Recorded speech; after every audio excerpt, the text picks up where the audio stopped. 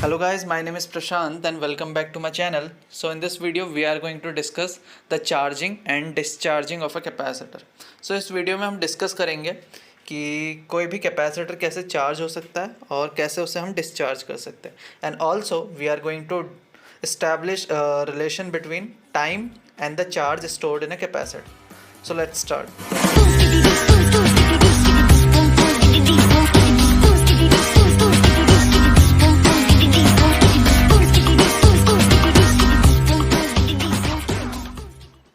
तो last unit में हमने एक टर्म पढ़ा था विच वाज कैपेसिटेंस.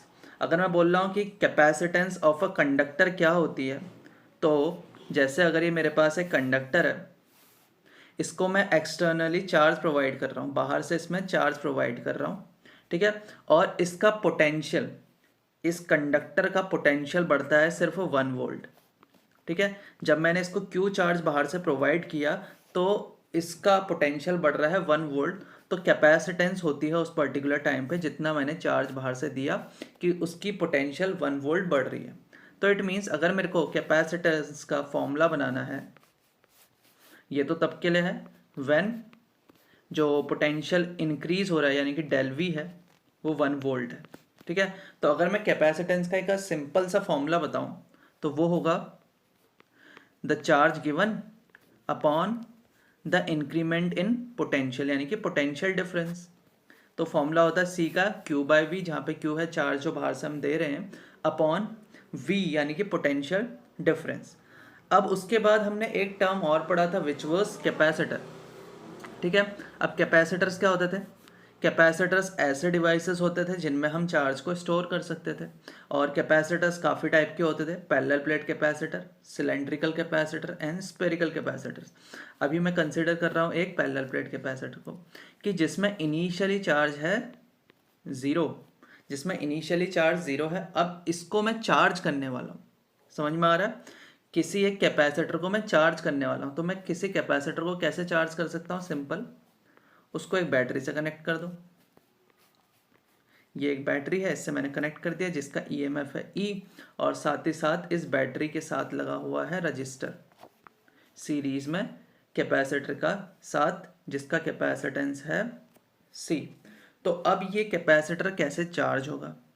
ठीक है, ये कैपेसिटर कैसे चार्ज होगा? क्योंकि इनिशियली तो चार्ज 0 है ना, तो धीरे धीरे चार्ज होगा, या फिर किस टाइम पे कितना इसमें चार्ज प्रेजेंट होगा, ये सब चीज़ें अब हम डिस्कस करने वाले हैं, ठीक है. सो अब हम देखेंगे चार्जिंग ऑफ अ कैपेसिटर, जिसमें ये सर्किट मैंने लिया है, जिसमें स्विच है जिसको के से रिप्रेजेंट करते हैं, एक रजिस्टर जिसका वैल्यू आर, कैपेसिटर जिसकी वैल्यू सी, कैपेसिटेंस जिसका सी है, और एक बैटरी जिसका ईएमएफ ई. अब जो कैपेसिटर हम यहाँ पे कंसिडर कर रहे हैं, इनिशियली इसमें चार्ज है 0, ठीक है. इनिशियल चार्ज कैपेसिटर के अंदर है 0, और जो इसमें मैक्सिमम चार्ज इस ईएमएफ पे यानी कि इस बैटरी की वजह से जो इसमें मैक्सिमम चार्ज स्टोर हो सकता है वो है कैपिटल क्यू, ठीक है. तो फाइनल चार्ज इसमें स्टोर हो सकता है कैपिटल क्यू. हम पढ़ रहे हैं चार्जिंग ऑफ अ कैपेसिटर कि बेसिकली कैपेसिटर कैसे चार्ज होता है with the help of a battery, और उसमें जो चार्ज है वो टाइम के साथ कैसे इंक्रीज या डिक्रीज करता है वो हम देखेंगे. यानी कि कहीं ना कहीं हमें टाइम और चार्ज के बीच का रिलेशन देखना है. तो उसको समझने के लिए हमें कुछ फॉर्मूले पहले से पता होने चाहिए. ओम्स लॉ का फॉर्मूला ये कहता है कि कोई भी एक सर्किट है, ठीक है, कोई भी एक सर्किट है या फिर कोई भी एक रेजिस्टेंस है, उसके अक्रॉस कितना करंट होगा, अगर उसका वैल्यू फाइंड आउट करना है तो उसके अक्रॉस जितना पोटेंशियल डिफरेंस है अपॉन जितना रेजिस्टेंस है किसी रजिस्टर का. ये फॉर्मूला होता था ओम्स लॉ से. सेकंड फॉर्मूला ये होता है कोई भी एक कैपेसिटर है, उसकी कैपेसिटेंस अगर आपको फाइंड आउट करनी है तो उसका फॉर्मूला होता है चार्ज, जितना चार्ज आपने उसको प्रोवाइड किया अपॉन जितना उसके पोटेंशियल में डिफरेंस है यानी कि वी, ठीक है. और भी काफ़ी फॉर्मूले होते हैं, जैसे करंट की इंस्टेंटेनियस वैल्यू निकालने तो D Q by D T. Similarly अगर एक लूप लॉ में लगा रहा हूँ, केवीएल लगा रहा हूँ, जब मैं लूप लॉ को यूज़ करता हूँ तो वो बोलता है कि जो समेशन होता है पूरे एक क्लोज सर्किट में पोटेंशियल डिफरेंस का वो होता है 0. ये चीज़ें पता है. तो देखिए जो चार्जिंग ऑफ कैपेसिटर है उसको हम 3 स्टेप में समझने वाले हैं, 3 केसेस बनाएंगे. पहले हम बना रहे हैं पहला केस कैसा है कि मैं अभी स्विच को क्लोज कर रहा हूँ, ठीक है. अब क्लोज करूँगा तो यानी कि जब ये जो मेरा कैपेसिटर है वो बैटरी से जस्ट कनेक्ट हुआ है, यानी कि जब टाइम हुआ है 0 स्विच को क्लोज किए हुए, यानी कि जब टाइम 0 है तो आपको पता है इनिशियली कैपेसिटर में कोई चार्ज नहीं होगा। इनिशियली चार्ज जब 0 की बात हो रही है, यानी कि जब टाइम 0 है तो चार्ज भी 0 होगा। तो अब देखते हैं कि आगे चीज़ें क्या क्या हो सकती है। देखो ये बैटरी है, इसका EMF E है, यानी कि इस टर्मिनल का पोटेंशियल डिफरेंस होगा E, इसका 0। ये सारे कनेक्टिंग वायर्स हैं, आपको पता है कनेक्टिंग वायर्स के अक्रॉस हम नेग्लिजिबल रेजिस्टेंस लेते हैं, तो यहाँ पे भी पोटेंशियल E होगा। यहाँ जाइए, यहाँ 0 होगा, स्विच मैंने क्लोज कर दिया है, रास्ते में कोई भी रेजिस्टेंस नहीं है। ठीक है, इतना हो चुका है। अब आगे चलते हैं। तो जब टाइम 0 है तो चार्ज कितना है कैपेसिटर के अंदर? 0 है। ये चीज़ समझ में आया। अगर चार्ज 0 है तो ये वाला फॉर्मूला देखिए, C=Q/V होता है कि किसी भी टाइम पे अगर कैपेसिटर की कैपेसिटेंस फाइंड आउट करनी है तो देखो कि भाई उसमें चार्ज कितना है अपॉन उसके अक्रॉस पोटेंशियल डिफरेंस कितना है। तो पोटेंशियल डिफरेंस अगर मुझे फाइंड आउट करना है इस फॉर्मूले से तो फॉर्मूला हो जाएगा Q/C। ठीक है, अब देखिए जब टाइम 0 है तो चार्ज 0 है, तो Q का वैल्यू अभी 0 है, तो इसके अक्रॉस जो कैपेसिटर है उसके अक्रॉस कितना पोटेंशियल डिफरेंस है? 0। समझ में आ गया। इसके अक्रॉस कोई भी पोटेंशियल ड्रॉप नहीं आ रहा, तो यहाँ 0, तो यहाँ पे भी पोटेंशियल डिफरेंस 0 होगा। ये चीज़ समझ में आया। तो जब टाइम 0 होता है तो कैपेसिटर के अक्रॉस कोई भी पोटेंशियल ड्रॉप नहीं आता है, तो इस पर्टिकुलर टाइम पे जो मेरा कैपेसिटर है वो शॉर्ट सर्किट कंडीशन में है। शॉर्ट सर्किट कंडीशन यानी कि अगर मैं इसको हटा भी लूँ तो भी कोई भी फ़र्क नहीं पड़ने वाला इस पूरे सर्किट के अंदर। ठीक है, तो अब फाइंड आउट कर लेते हैं कि करंट कितना है सर्किट के अंदर। अगर करंट देखो इस सर्किट के अंदर, वो अगर मुझे फाइंड आउट करना है तो ये वाला फॉर्मूला देखिए, I=V/R। ठीक है, ये रजिस्टर के अक्रॉस कितना करंट होगा, अगर मुझे ये फाइंड आउट करना है तो देखना है कि इसके अक्रॉस कितनी पोटेंशियल डिफरेंस है। इधर E है, इधर 0 है, तो पोटेंशियल डिफरेंस है अभी इस पर्टिकुलर टाइम पे E। ये चीज़ समझ में आया। अभी इस पर्टिकुलर टाइम पे जो पोटेंशियल डिफरेंस है इस रजिस्टर के अक्रॉस वो है E, और रजिस्टेंस है इसका R। ठीक है, तो जब टाइम 0 होता है यानी कि जस्ट मैंने इसको कनेक्ट किया तो इसमें कोई भी चार्ज नहीं है, यानी कि शॉर्ट सर्किट कंडीशन में, क्योंकि पोटेंशियल डिफरेंस इसके अक्रॉस 0 है, तो करंट अभी पूरे सर्किट में जा रहा है E/R, क्योंकि जितना करंट रेजिस्टेंस में जा रहा होगा उतना इसमें भी जा रहा होगा। ये था फर्स्ट केस। अब चलते हैं सेकेंड केस में। अब सेकेंड केस में क्या होगा कि थोड़ा सा टाइम हो चुका है। अब जब टाइम हो चुका है T, तो कुछ ना कुछ चार्ज आ जाएगा कैपेसिटर के अंदर। कैसे आएगा वो भी देखते हैं। वही बैटरी ले रहे EMF वाली, स्विच पहले से ही क्लोज है, टाइम T हो चुका है, स्विच को क्लोज किए हुए ये रेजिस्टेंस लगा हुआ है और ये कैपेसिटर है। अब देखिए आगे क्या होता है। वापस से यहाँ का पोटेंशियल E, यहाँ का 0। अब देखिए होता क्या है, बैटरी करती क्या है, आपको पता है बैटरी चार्ज का फ्लो कराती है किसी भी सर्किट में। तो यहाँ इस वाली प्लेट से पॉजिटिव चार्ज उठा के बैटरी पहुँचा देगी यहाँ, और इस वाले से पॉजिटिव नेगेटिव चार्ज उठा के बैटरी पहुँचा देगी इस प्लेट में। तो जब टाइम T हो चुका है तो मैं सपोज करता हूँ कि इस वाली प्लेट में +Q चार्ज एक्यूमुलेट हो गया, इस वाली में -Q चार्ज एक्यूमुलेट हो चुका है। ठीक है, तो अब देखते हैं कि पोटेंशियल डिफरेंस कितना है अक्रॉस द कैपेसिटर। फॉर्मूला होता है V=Q/C, और अभी चार्ज है Q, कैपेसिटेंस मैंने बताया थी इसकी C है, तो Q/C।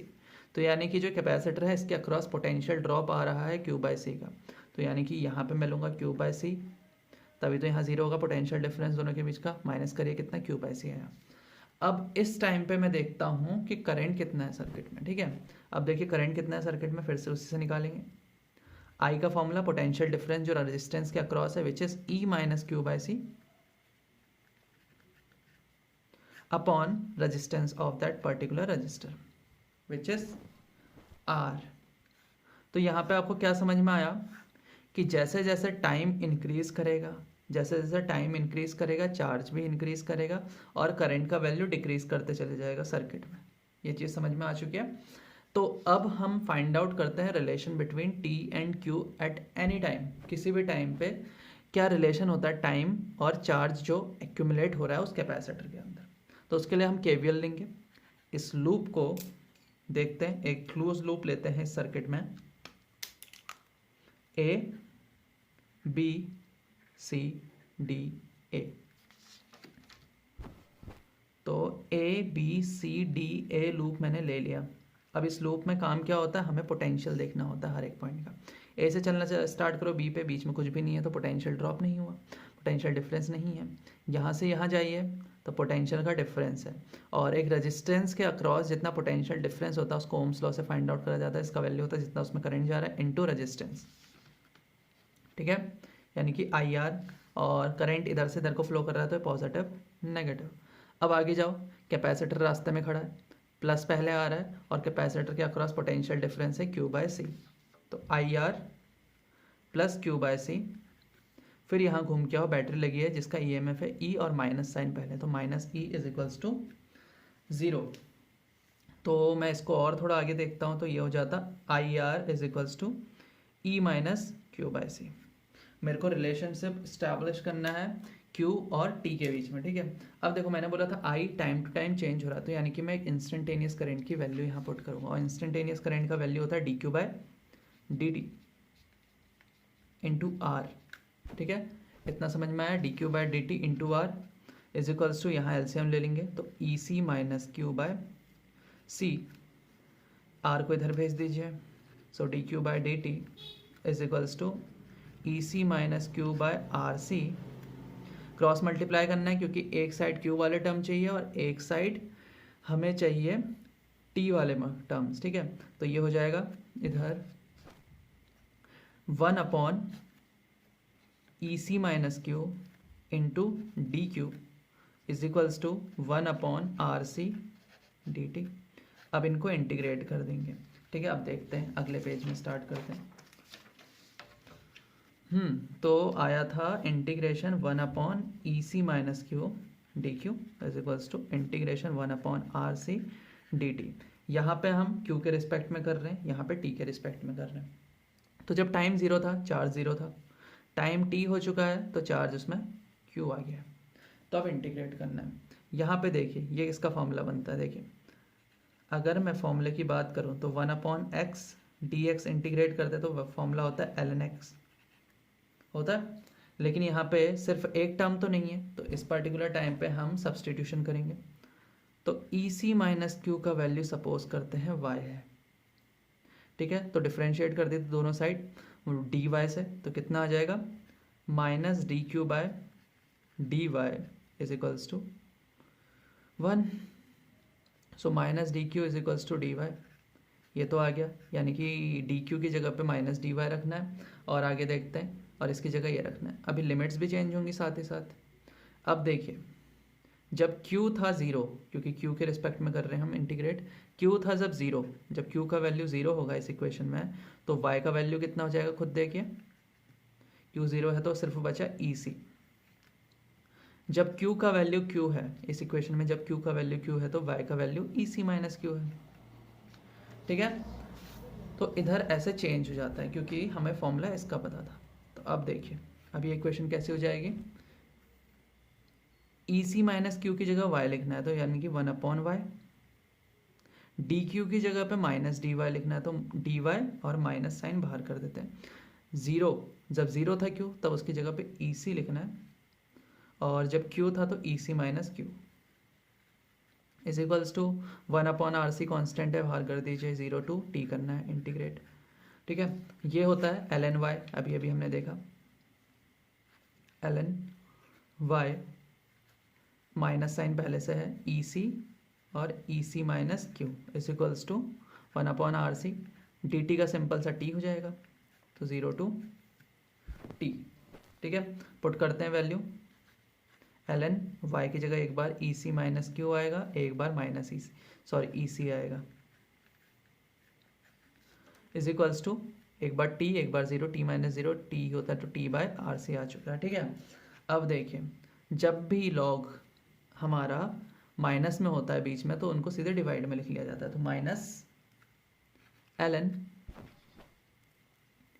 E C minus Q upon E C is equals to T by R C, ठीक है। अब माइनस एल एन को इधर भेज देंगे तो क्या हो जाएगा, पहले माइनस साइन इधर भेज देते हैं, तो इधर होता है L N E C minus Q upon E C is equals to minus T by R C. अब आगे देखिए एल एन जब इधर जाता है तो ई आ जाता है और बाकी सब पावर में चल जाता है, E C minus Q upon E C is equals to E to the power minus T by R C, इसको भी इधर भेजिए और इसको भी इधर भेजिए। तो Q का वैल्यू हमें फाइंड आउट करना है बेसिकली। तो E C minus Q is equals to E C E to the power minus T by R C, और Q हो जाएगा फिर ये माइनस का साइन और ये इधर जाता प्लस, तो E C minus E C E minus T to the power R C. तो अब देखिए, अब Q का वैल्यू क्या आया इस इक्वेशन में, ई सी कॉमन लीजिए, 1 minus E to the power minus T by R C. ये होता है relation between Q and T, ठीक है। Q किसी भी टाइम पे चार्ज कितना हुआ कैपेसिटर के अंदर, उसका वैल्यू होता है E, जितना EMF है बैटरी का, इंटू C कैपेसिटेंस, और अंदर है 1 minus E to the power minus जो टाइम हो चुका है अपॉन R इंटू सी। अब इस इक्वेशन से हमें क्या क्या चीज़ें समझ में आई हैं उनको हम अच्छे से देखते हैं। देखिए इस इक्वेशन को अच्छे से मैं लिख लेता हूँ यहाँ पे, Q is equals to E C 1 minus E to the power minus T by R C, यानी कि इसको मैं ऐसा लिख सकता हूँ 1 by E to the power T by R C, ठीक है। अब आगे देखते हैं, जैसे टाइम इंक्रीज करेगा, जैसे जैसे टाइम इंक्रीज करेगा तो ये वाली वैल्यू कम होते चले जाएगी, ठीक है। टाइम इंक्रीज कर रहा है तो ये जो यहाँ पे आएगा वैल्यू वो इंक्रीज करेगा, तो ये वाली होल वैल्यू डिक्रीज करेगी, ठीक है। किसको डिवाइड कर रहे हो वो इंक्रीज कर रहा है डिनोमिनेटर में, तो डिक्रीज करते जाएगा, तो यानी कि जो सब्सट्रैक्ट हो रहा था वो कम सब्सट्रैक्ट होगा। तो जैसे जैसे टाइम इंक्रीज करता है Q भी इंक्रीज करेगा, ठीक है। टाइम इंक्रीज करा तो Q भी इंक्रीज करेगा। ये चीज़ समझ में आया। तो अब देखिए ये फुल्ली चार्ज कब होगा, हमें ये समझना था कि चार्ज फुल कब हो जाएगा, मतलब जो हमारा कैपेसिटर है वो फुल्ली चार्ज कब होगा, जब मैं t को इन्फिनिटी लूँगा। जब मैं t को इन्फिनिटी लेता हूँ तो e to the power infinity यानी नीचे आ गया इन्फिनिटी, और 1 अपॉन इन्फिनिटी होता है 0। तो उस टाइम पे हमारा कैपेसिटर फुल्ली चार्ज हो जाएगा, तो उस टाइम पे वैल्यू आएगा ई सी 1 माइनस 0, यानी Q is equals to E सी। ये कंडीशन होगी फुल्ली चार्ज्ड होने की। ये चीज़ समझ में आया। तो अब इस पार्टिकुलर टाइम पे क्या बोल रहा है, इस टाइम पे फुल्ली चार्ज होता है। अब देखते हैं कोई भी कैपेसिटर कैसे फुल्ली चार्ज हो सकता है, इसको भी अच्छे से समझ लेते हैं, ठीक है। ये एक सर्किट है, ये स्विच था उसका, ये रजिस्टर, और ये कैपेसिटर जिसका वैल्यू C था कैपेसिटेंस का। अब देखिए इसका EMF E था, यहाँ पे भी E आ गया, यहाँ पे 0 बताया था। अब देखिए यहाँ पे देखिए हम Q is equals to E सी, यानी कि पोटेंशियल, क्योंकि चार्ज का फॉर्मूला होता है पोटेंशियल डिफरेंस इनटू कैपेसिटेंस होता है, क्योंकि C का फॉर्मूला होता है Q बाय V, तो ये चार्ज होता है इनटू पोटेंशियल डिफरेंस। तो इस पर्टिकुलर टाइम पे इस फॉर्मूले को अगर आप देखो, जब ये फुल्ली चार्ज मैं कह रहा हूँ, तो इस फुल्ली चार्ज की कंडीशन में जो कैपेसिटर है उसके अक्रॉस कितना पोटेंशियल डिफरेंस है, ई पोटेंशियल डिफरेंस है, यानी कि यहाँ 0 है तो यहाँ पे भी ई होना पड़ेगा, ठीक है। यहाँ पे भी पोटेंशियल डिफरेंस 0 और ई माइनस करे कितना है, ई है, ठीक है। तो इससे ये हमें देखने को मिला। अब देखो बैटरी चार्ज का फ्लो तभी कराती है जब वो पोटेंशियल डिफरेंस क्रिएट करती है। यहाँ पे 0 हो गया और यहाँ पे भी E है, यहाँ पे भी E है, तो क्या आपको लगता है करंट इधर को फ्लो करेगा? अब करंट का फ्लो बंद हो जाता है तो बैटरी चार्ज होना बंद हो जाएगी, तो ये फुल्ली चार्ज हो जाती है ऐसी कंडीशन में जब यहाँ पे पोटेंशियल डिफरेंस E हो जाता है, और इसी स्टेट को कहते हैं स्टडी स्टेट, ठीक है। इस पर्टिकुलर टाइम पे जो कैपेसिटर है उसको हटा दो और इसको ओपन सर्किट बना दो तो कोई फ़र्क नहीं पड़ता। यानी कि अगर मैं इसको कुछ इस तरह से भी दिखाता,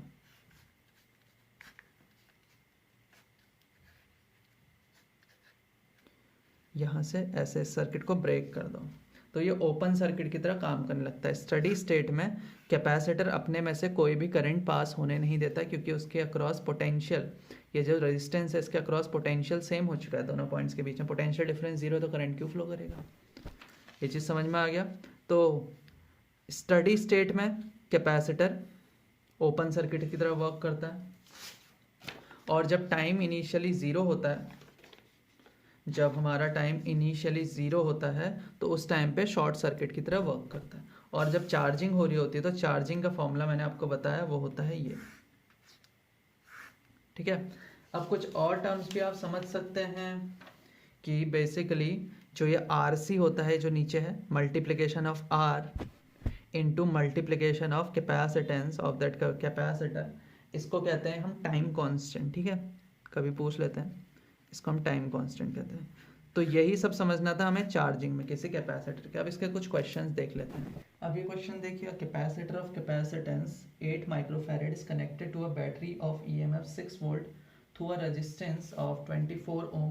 find the current in the circuit. First है just after the connections are made, and second the one time constant after the connections are made.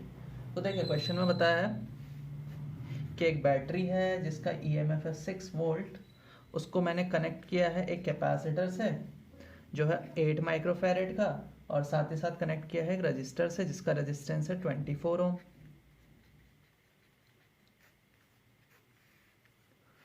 अब वो पूछ रहा है कि करंट कितना होगा सर्किट में, आई का वैल्यू क्या होगा जब पहले केस में टाइम 0 है। आपको पता है जब टाइम 0 होता है, मैंने आपको बताया था, तो उस टाइम पे ये जो कैपेसिटर होता है वो शॉर्ट सर्किट की तरह वर्क करता है, यानी कि यहाँ पे कोई भी पोटेंशियल ड्रॉप नहीं होता है। तो उस टाइम पे जो करंट का वैल्यू होता था वो होता था जितना potential difference across the register which is obviously 6 volt, क्योंकि कोई भी ड्रॉप यहाँ नहीं आ रहा तो इसके अक्रॉस 6 वोल्ट ही होगा, अपॉन जितना रजिस्टेंस है 24। ठीक है, तो ये हो जाएगा 0.25 एम्पेयर। पहला केस तो सिंपल सा। अब आगे क्या हो चुका है, आगे ये हो गया कि टाइम पास हो चुका है थोड़ा। उसने बोला है कि 1 टाइम कांस्टेंट हो चुका है, टाइम 1 टाइम कांस्टेंट, यानी कि एक टाइम कांस्टेंट का वैल्यू RC होता था, मैंने आपको बताया था अभी।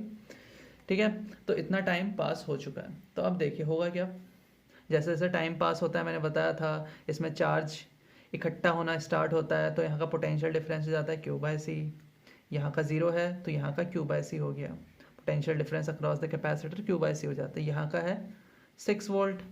तो अब करंट अगर मुझे फाइंड आउट करना है ओम्स लॉ से, तो फॉर्मूला होगा 6 माइनस Q/C अपॉन 24 जितना रेजिस्टेंस है। ठीक है, ये फॉर्मूला हो चुका है। तो वैल्यूज पुट करते हैं, 6 माइनस चार्ज किसी भी टाइम पे निकालने का फॉर्मूला होता है EC 1 minus e⁻ -t/RC upon C है यहाँ पे, और नीचे डिवाइड में 24 है, तो C से C कैंसिल कर देते हैं पहले। अब आगे चलते हैं और क्या चीज़ें हो सकती हैं। तो 6 माइनस E का वैल्यू था 6, 1 माइनस e⁻, टाइम कांस्टेंट का वैल्यू कितना RC होता है, अपॉन RC, यानी कि ये हो गया 1 e⁻⁻1 अपॉन 24। अब आगे देखते हैं, 6 माइनस 6, 1 माइनस e⁻⁻1 अगर आप फाइंड आउट करेंगे तो वो होता है 0.368 अपॉन 24। ठीक है, सॉल्व करते हैं आगे। 6 माइनस 6 इंटू ये कितना हो जाएगा 0.632, और इसको करते हैं, ये 24 ऐसे रहने देते हैं, तो ये 6 माइनस 6 इंटू इतना होता है 3.79 अपॉन 24, इतना आ चुका है। तो I फाइंड आउट करना है हमें, तो इसको माइनस करेंगे तो ये हो जाता है 2.207 अपॉन 24, और इसको करेंगे लास्ट में तो ये हो जाता है 0.091। तो इतना एम्पेयर करंट है इस सर्किट में। ठीक है, Question is, in the circuit shown in figure, find the steady state charge on both of the capacitors. तो काफ़ी अच्छा क्वेश्चन है क्योंकि ये पूरा सर्किट इसमें दिया हुआ है। ये पॉइंट A है, B C D E F G H, जिसमें दो कैपेसिटर्स हैं 3 माइक्रोफैरेड और 6 माइक्रोफैरेड के, और दोनों स्टडी स्टेट में है, यानी कि दोनों इनफाइनाइट रेजिस्टेंस की तरह वर्क करेंगे। मैंने बताया था कि जब भी स्टडी स्टेट होता है तो दोनों में चार्ज स्टोर होता है, और साथ ही साथ स्टडी स्टेट का मतलब ये ओपन सर्किट की तरह वर्क कर रहे होते हैं। तो यानी कि जो ABGH है, ये वाला जो लूप है, इसमें बैटरी लगी 10 वोल्ट की, जिसकी वजह से करंट पुश होता, ठीक है, जो कि पूरा का पूरा इधर को ही चले जाएगा, इधर को जाएगा ही नहीं। ये चीज़ समझ में आ गया। सिमिलरली नीचे वाला जो सर्किट है, अब इसमें भी यही चीज़ होगी, जो ये 20 वोल्ट की बैटरी, इसकी वजह से करंट पुश होता, जो कि इधर को नहीं जाएगा, पूरा का पूरा इधर को चले जाएगा और वापस घूम के इधर को आएगा। ठीक है, क्योंकि ये दोनों इन्फाइनाइट रेजिस्टेंस की तरह वर्क कर रहे हैं। अब मेरे को क्वेश्चन में ये बताना है कि 3 माइक्रोफेरेड और 6 माइक्रोफेरेड के अंदर कितना चार्ज स्टोर होगा, वो फाइंड आउट करना है। तो मेरे को पता होना चाहिए कि जो जिन पॉइंट्स के बीच में ये कनेक्टेड है, बी सी जी एफ, यानी कि बी और जी के बीच में कितना पोटेंशियल डिफरेंस है ये पता होना चाहिए, और सिमिलरली सी और एफ के बीच में कितना पोटेंशियल डिफरेंस है ये पता होना चाहिए, तभी मैं फाइंड आउट कर सकता हूँ। तो पहले मैं देखता हूँ पहला लूप, ये वाला लूप जिसमें करंट I1 फ्लो कर रहा है। तो I1 का वैल्यू कितना होगा, आप ये सोचिए, जितना उस लूप में पोटेंशियल डिफरेंस होगा विच इज़ 10 वोल्ट अपॉन जितना रेजिस्टेंस होगा, यही तो होता है ओम्स लॉ का फॉर्मूला, विच इज़ 3 + 2, क्योंकि दोनों सीरीज में, करंट ऐसे आ रहा है ऐसे ही चले जा रहा है, दोनों में सेम करंट है, तो 5 ओम यानी कि 2 एम्पेयर। इसका वैल्यू हो गया 2 एम्पेयर। तो 2 एम्पेयर का करंट जा रहा है बी और जी के बीच में, और वोल्टेज है बी और जी के बीच में कितनी होगी ये फाइंड आउट करना है। तो करंट और जितनी बीच में रेजिस्टेंस है उनको मल्टीप्लाई कर दो। तो बी और जी पॉइंट के बीच में 6 वोल्ट पोटेंशियल डिफरेंस है। ठीक है, अब I2 फाइंड आउट करते हैं। I2 होगा जो करंट इधर को जा रहा है। अब उसका वैल्यू फाइंड आउट करने के लिए जितना पोटेंशियल डिफरेंस है सर्किट का 20 अपॉन जितनी रेजिस्टेंस है 6 + 4 10, इसमें भी 2 एम्पेयर है। तो करंट जा रहा है इसमें 2 एम्पेयर का सी और डी के बीच में, रेजिस्टेंस है 4 ओम का, तो दोनों के सी और एफ पॉइंट के बीच में पोटेंशियल डिफरेंस आ जाएगा 4 × 2 8 वोल्ट का। ठीक है, तो अब इस सर्किट को थोड़ा सा हम सिंप्लीफाई कर देते हैं। अब वही पॉइंट लेते हैं B G C F, B G C and F. B और सी के बीच में लगा था 3 माइक्रोफेरेड का कैपेसिटर इस तरह से, जी और एफ के बीच में लगा था 6 माइक्रोफेरेड का कैपेसिटर। बी और जी के बीच में पोटेंशियल डिफरेंस था 6 वोल्ट, जिसको मैं इस तरह से भी दिखा सकता हूँ, एक बैटरी लगा दो यहाँ पे 6 वोल्ट की, और सिमिलरली यहाँ पे था 8 वोल्ट का, तो यहाँ बैटरी लगा दो एक 8 वोल्ट की। ठीक है, अब इजी हो जाएगा इसको फाइंड आउट करना। कैसे, मैं सपोज करता हूँ ये जो लूप है सी बी जी एफ सी, इसमें करंट इस डायरेक्शन को फ्लो कर रहा है ऐसे। ठीक है, इधर घूम के आ जाएगा करंट आई, यहाँ से घूम के आ गया आई। अब आपको याद होगा जो कैपेसिटर होता है उसके अक्रॉस पोटेंशियल डिफरेंस होता है Q/C, याद होगा आपको। करंट यहाँ से एंटर होता है तो पॉजिटिव प्लेट ही होगी, ये नेगेटिव प्लेट होगी, घूम के यहाँ हो, ये पॉजिटिव प्लेट होगी, ये नेगेटिव प्लेट होगी। इतना समझ में आ चुका है। अब आगे चलते हैं थोड़ा सा। तो हम कंसीडर करते हैं इस लूप को। तो अगर आप इस लूप को देखें तो सी बी जी एफ सी है, तो सी बी जी एफ सी में आपको देखने को मिल रहा है कि जब आप यहाँ से यहाँ को जाएंगे तो पहले पॉजिटिव टर्मिनल पड़ रहा है, और जो कैपेसिटर है उसके अक्रॉस पोटेंशियल डिफरेंस आता है Q/C का। तो Q चार्ज को रिप्रेजेंट कर रहा है अपॉन C यहाँ की कैपेसिटेंस विच इज़ 3 × 10⁻⁻⁶। कैपेसिटेंस आगे बढ़ी है, बैटरी लगी है 6 वोल्ट की, और पॉजिटिव टर्मिनल पहले पड़ रहा है। ठीक है, तो ये हो गया +6। अब यहाँ आइए, यहाँ पे 6 माइक्रोफेरेड का कैपेसिटर है, तो यहाँ पे भी Q/C होगा। ठीक है, पोटेंशियल ड्रॉप, तो प्लस, क्योंकि पहले प्लस का टर्मिनल है, Q/C, C इज़ 6 माइक्रोफेरेड।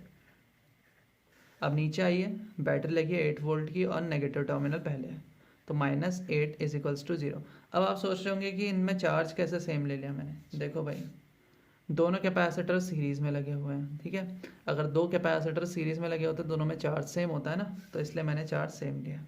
अब इसको सिर्फ क्या करना है, सॉल्व ही तो करना है। ये हो जाएगा -2, तो उधर भेज दीजिए। तो Q दोनों में कॉमन लेंगे, अंदर बचेगा 1/3 + 1/6। अगर मैं साथ में 10⁻⁻6 भी कॉमन ले लूँगा, ठीक है, तो Q आ गया 2 × 10⁻⁻6, और इसमें हो जाता है इसका वैल्यू 6 कॉमन लेते हैं LCM के फॉर्म में, और यहाँ होता 2 + 1 3 2, सो Q आ गया 4 माइक्रो कूलम। तो कितना चार्ज स्टोर था इस केस में, 4 माइक्रो कूलम। क्वेश्चन है a capacitor of capacitance 10 microfarad is connected to a battery of EMF 2 volt. It is found that it takes 50 millisecond for the charge on the capacitor to become 12.6 microcoulomb. Find the resistance of the circuit. एक circuit है जिसमें capacitor है जिसकी capacitance दे रखी है हमें 10 microfarad. उसको battery से कनेक्ट करते हैं जिसका ईएमएफ है 2 वोल्ट. हम ये देख रहे हैं कि जब टाइम 50 मिली सेकेंड पास हो गया तो जो चार्ज है कैपेसिटर के अंदर वो हो गया 12.6 माइक्रोकूलम. हमें फाइंड आउट करना है कि रेजिस्टेंस कितना होता है उस सर्किट में. अभी हमने फॉर्मूला देखा था Q is equals to E C 1 minus E to the power minus T by R C. ये देखा था. तो अब वैल्यूज पुट करनी है. चार्ज इतना एक्यूमुलेट हो चुका है माइक्रोकूलम में है तो 10 टू द पावर माइनस 6 से मल्टीप्लाई. ई था 2 वोल्ट और कैपेसिटेंस दे रखी है 10 माइक्रोफैरड यानी 10 into 10 to the power minus 6. 1 minus E time दिया हुआ है 50 मिली सेकेंड यानी कि 50 into 10 to the power minus 3 second हो जाएगा. आर ऐसी रहने दीजिए. सी हो जाएगा 10 into 10 to the power minus 6. इतना हो चुका है. अब सॉल्व करना स्टार्ट करते हैं. 12.6 into 10 to the power minus 6, इससे इसको कैंसिल करेंगे. 20 इधर भेज देते हैं. डिवाइड में आएगा 12.6 upon 20 is equals to 1 minus e. अब यहाँ देखिए माइनस का साइन ऐसे रहने दीजिए. ये हो जाता 10 टू द पावर माइनस 3 है. यहाँ है 10 टू द पावर माइनस 6. ऊपर जाता 10 टू द पावर 3 और ये 10 एक कम कर देते 10 टू द पावर माइनस 2.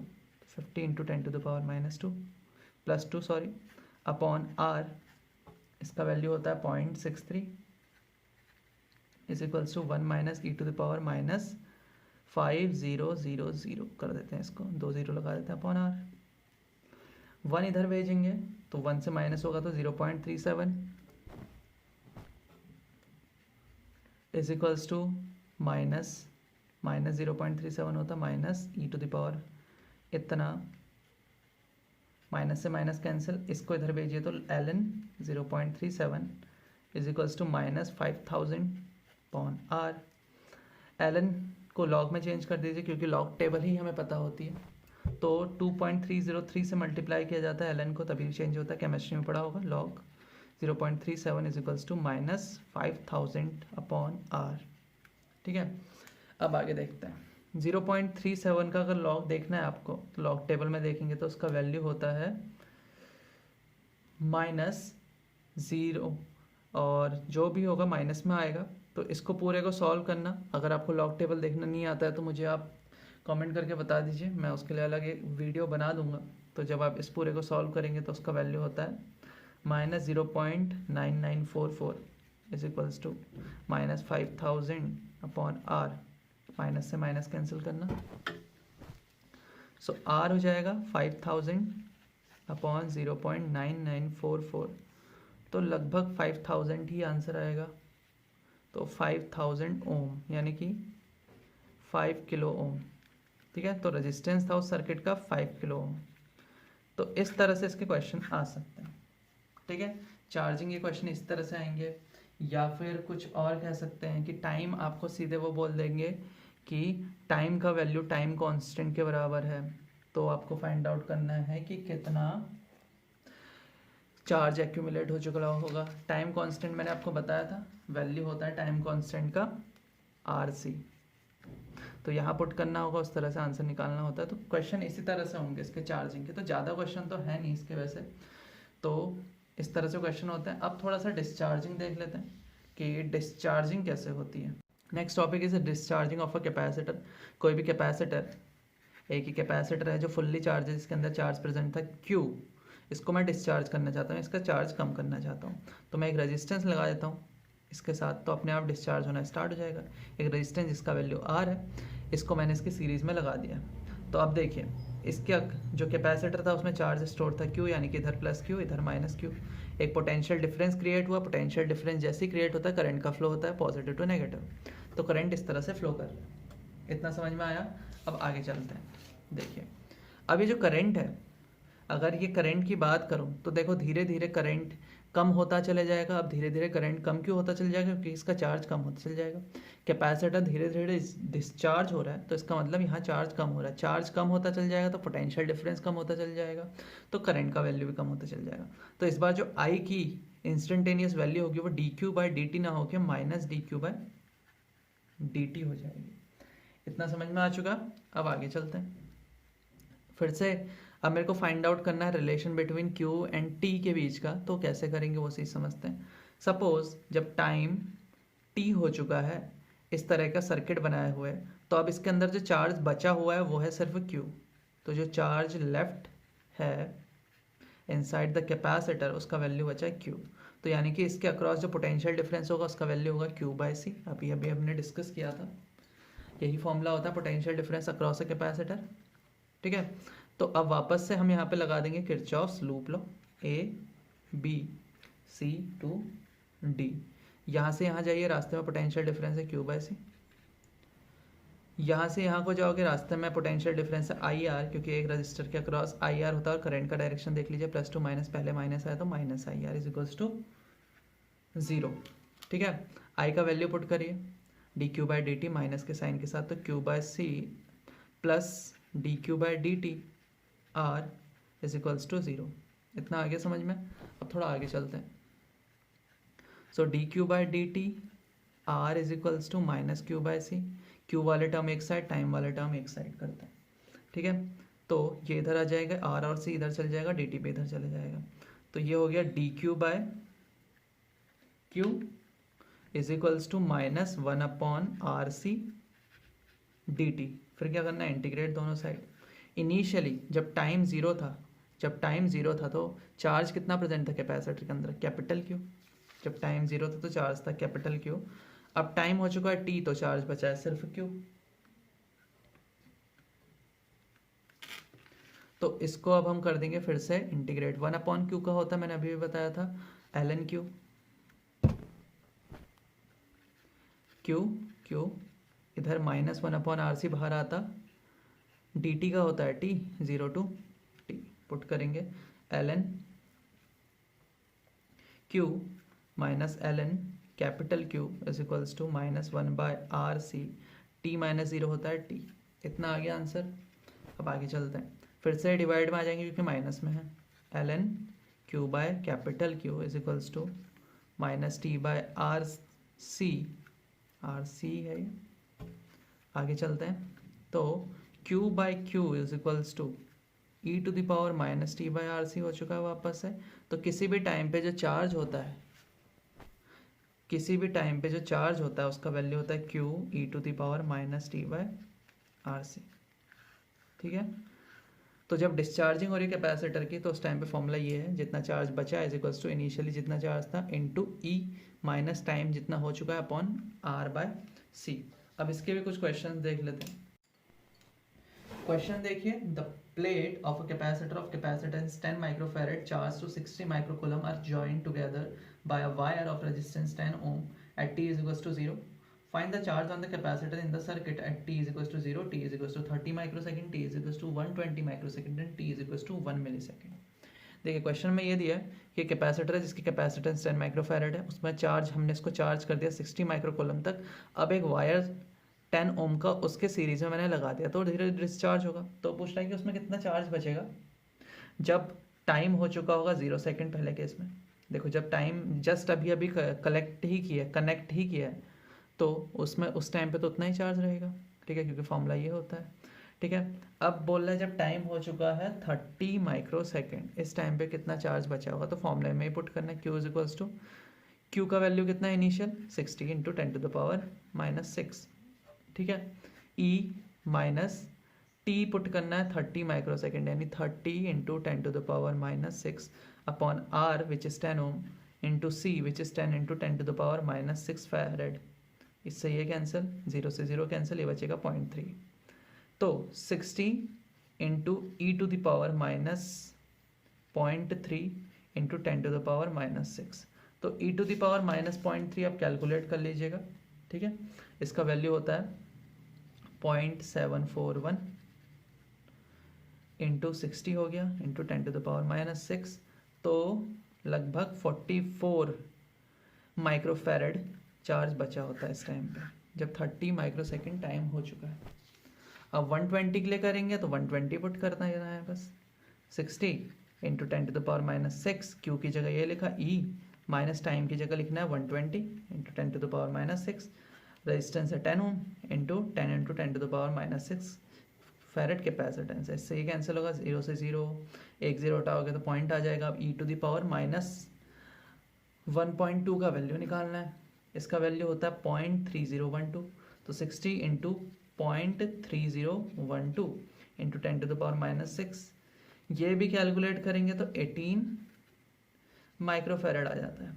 ठीक है, इसी तरह से उसको भी फाइंड आउट कर लेना जब 1.0 मिली सेकेंड हो चुके हैं। तो देखिए इस वीडियो में ऐसे ही क्वेश्चन है, कैपेसिटर के चार्जिंग और डिस्चार्जिंग इसी तरह से होती है, बस फॉर्मूले में आपको वैल्यू पुट करनी होगी, ऐसे कोई कॉम्प्लिकेटेड क्वेश्चन देंगे नहीं, आंसर इसका आ जाएगा। तो फिर अब नेक्स्ट वीडियो में मिलते हैं, टिल देन बाय।